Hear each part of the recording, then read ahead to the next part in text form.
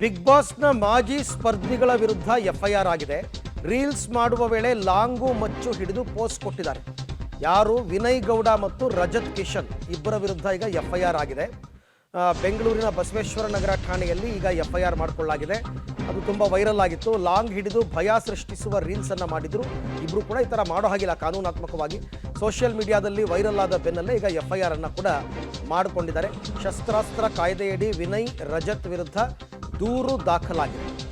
ಹೌದು, ಈ ಥರ ಎಲ್ಲ ಭಯ ಸೃಷ್ಟಿಸುವಂತಹ ವಿಡಿಯೋಗಳನ್ನ ವೈರಲ್ ಮಾಡಬಾರ್ದು, ಪ್ರಸಾರನೂ ಮಾಡಬಾರ್ದು. ಆ್ಯಕ್ಚುಲಿ ಈಗ ಎಫ್ಐಆರ್ ಆಗಿದೆ.